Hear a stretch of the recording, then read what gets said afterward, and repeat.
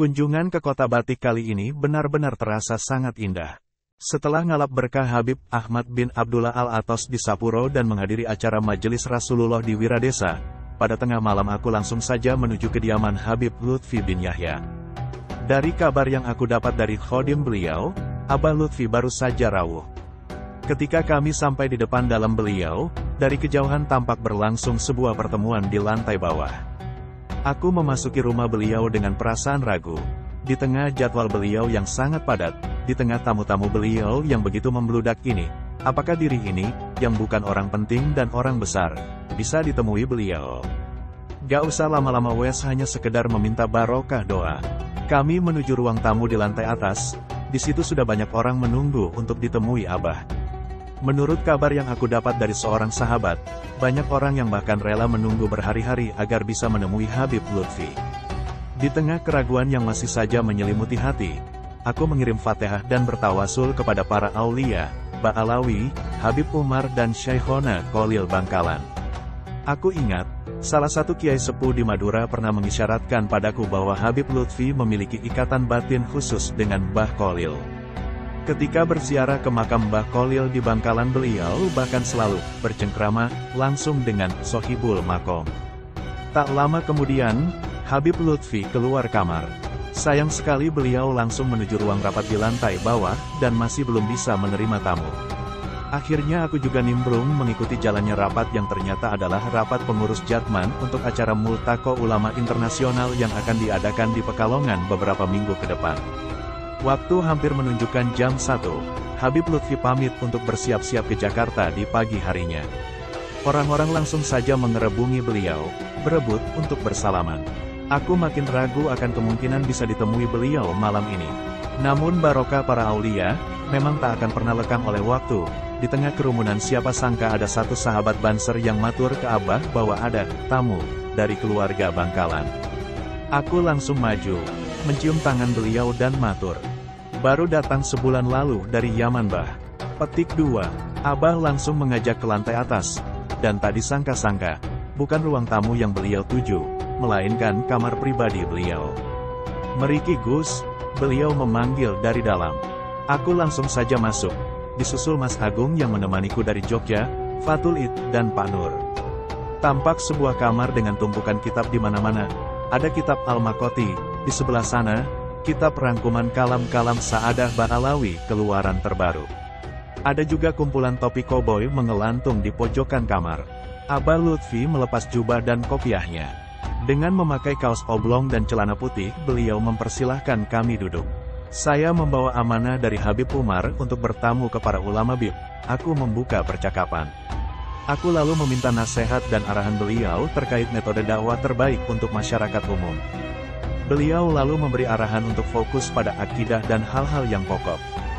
Tinggalkan masalah-masalah khilafiyah seperti membahas hukum rokok, cadar, del. Beliau juga membahas tentang beberapa ayat, menguak rahasia-rahasia Al-Quran yang tidak bisa dipahami dengan pemikiran yang dangkal. Beliau lalu berkata, "Di antara para mubaligh, saya ini kebagian yang pahit-pahit." Petik 2. Beliau kemudian menanyakan hal yang begitu menggelitik. "Sampean sudah pernah duduk dengan pelacur?" Tanda tanya. Petik 2. "Boten." Aku menjawab. "Sama peminum minuman keras?" Petik 2. "Belum pernah." Petik 2. "Saya dulu duduk bersama mereka selama 3 tahun.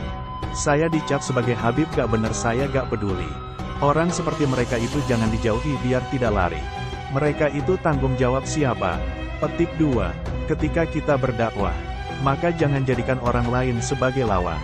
Jadikan mereka sebagai saudara. Ketika kita menganggap mereka sebagai saudara, kita akan bersikap baik terhadap mereka. Kunci dakwah itu 1. Kasih sayang dan kepedulian terhadap sesama. Bil mu'minina ra'ufur rahim." Abah lalu menjelaskan betapa pentingnya merangkul orang-orang seperti itu dalam berdakwah. Menceritakan bagaimana awal perjuangan dakwah beliau di masa lampau. Dakwah dengan sikap yang baik itu lebih kita butuhkan daripada hanya dengan ceramah-ceramah. Petik 2. Aku lalu berkomentar bahwa dulu dakwah Habib Umar juga menjemput bola, sama seperti Abah Lutfi. Habib Umar mendatangi pemuda-pemuda pemain bola, merangkul mereka, dan pada akhirnya mengajak mereka pada kegiatan-kegiatan keagamaan. Abah Lutfi bercerita lagi. Saya ini, kalau diajak umroh oleh orang jarang sekali mau. Soalnya saya tidak ingin meninggalkan amanah yang begitu besar di sini untuk hanya sekedar jalan-jalan dan sholat Rasulullah.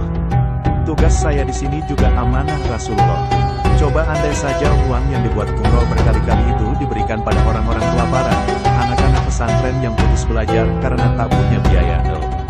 Petik 2. Abah terlihat begitu bersemangat di malam itu. Beliau bercerita banyak tentang masa mondok beliau, tentang Nuh, Ralilur, dan guru-guru beliau. Juga tentang buyut beliau, Habib Syekh bin Yahya di desa Korok Hadramaut, yang bahkan aku yang pernah 6 tahun lebih di sana tak pernah mendengar tentang itu. Saya seperti ini karena saya mondok 22 tahun. Setelah menikah, bahkan saya masih tetap mengaji selama 11 tahun. Dengan Abah. Iya, banyak orang yang mengira bahwa jenengan mendapat semua ini secara instan. Celetuk seorang kiai dari Kalimantan yang juga hadir di kamar waktu itu. Abah tertawa mendengarnya. Beliau juga menjelaskan bahwa kakeknya Habib Hashim bin Yahya memiliki ikatan emosional yang begitu kuat dengan Syekhona Khalil Bangkalan. Bahkan Syekhona seringkali datang ke Pekalongan untuk mengunjungi Habib Hashim, begitu juga sebaliknya. Sama seperti Syekhona, Habib Hashim ini menurut Abah Lutfi juga memiliki andil besar dalam berdirinya. Di malam itu Habib Lutfi seakan tak henti-hentinya menuangkan lautan ilmunya untuk kami. Bagaikan mimpi, yang begitu di hadapannya waktu itu bukanlah orang biasa, bukan orang sembarangan. Beliau adalah sosok agung pemimpin jamaah tarikat se-Nusantara yang begitu disegani dimanapun. Namun lihatlah sambutan beliau yang sangat hangat dan antusias untuk seseorang yang bukan siapa-siapa dan baru pertama kalinya bertemu dengan beliau ini. Tak terasa waktu sudah menunjukkan jam 3, sudah 2 jam lebih kami mendengar wejangan-wejangan berharga dari beliau. Jika aku tak minta izin untuk pamit, mungkin pertemuan itu akan bablas sampai subuh. Aku bertanya dalam hati, beliau ini baru saja pulang, terus rapat, setelah subuh nanti akan menuju Jakarta. Dan pada jam ini beliau masih bersedia menemui tamu-tamu. Terus kapan istirahatnya? Petik 2.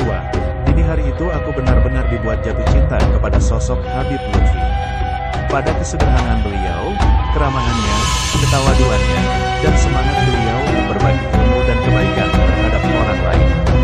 Ketika memandang beliau langsung di depan waktu itu, dikala beliau sibuk menjelaskan bermacam-macam teori dakwah untuk kami, aku malah ingin menangis haru.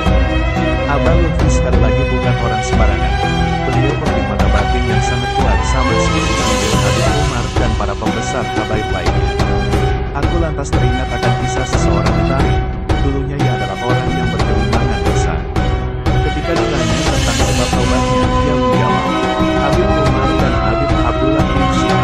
Mereka berdua tahu aku ini orang yang banyak dosa, tapi mereka tak pernah berhenti tersenyum ketika bertemu denganku. Petik 2. Malam itu aku menyaksikan sendiri kehebatan sosok Abah Lutfi yang sering aku dengar selama ini. Ketika beliau menjelaskan bahwa Allah yang melanggar lidahnya itu banyak yang mastur, aku berkata kepada beliau, tapi kalau panjenengan termasuk yang mastur. Petik 2. Beliau tersenyum lalu berkata, alah saya ini masyhur dari mana?